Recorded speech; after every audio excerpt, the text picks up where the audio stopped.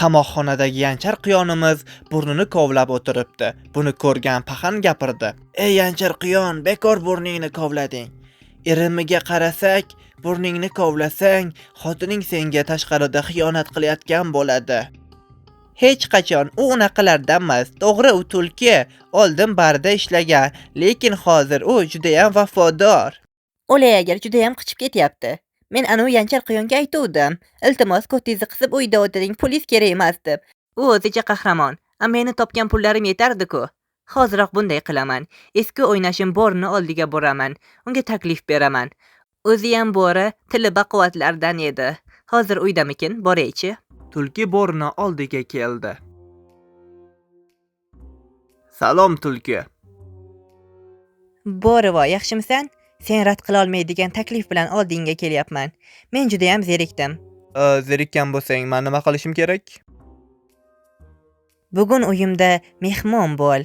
Polni programma, massaj senga bugun bepul. Yur uyimga.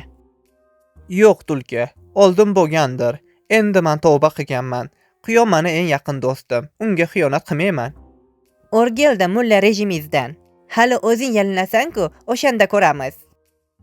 Mutlaqo sog'ayib sherigi bilan xayrlashgan mama yo'lda ketayotib, o'sha tulkiga uchrab qoldi.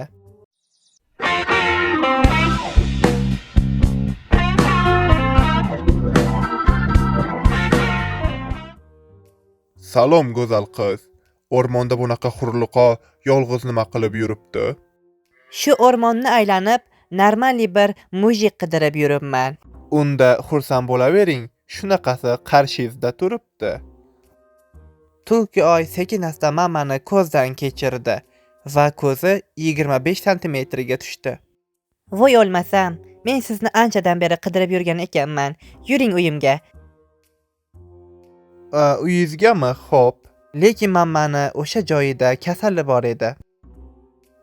Yo'q, meni vaqtim yo'q ekan. Men zarur ish bilan ketayotgandim. Lekin tulki aytganini qildiradiganlardan edi. U bir zumda quvvat bo'lishi uchun chiroyli dasturxon tuzadi. Pidaraz mama shunga arzirmidi?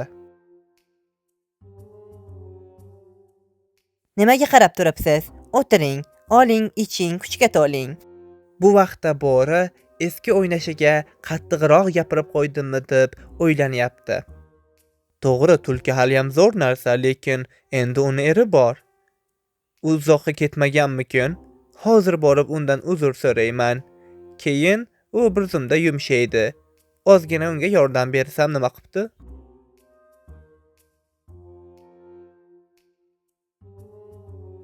Voy bilin.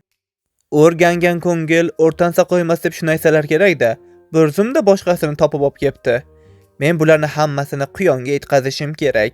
Uni tashqarida aslida kim kutayotganini bilish kerak. Bechora do'stim. Mamani mama qilgan a'zosi shamollagani uchun u tulkidan uyalib o'zini uxlaganga solyapti.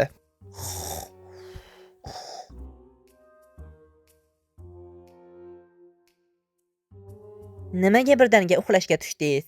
Hali uxlashga juda ham erta-ku. Mama boshqacha gap bilan tushuntirmoqchi bo'ldi. Iltimos, oyoqlaring orasini yop. Juda ham shamol kelyapti.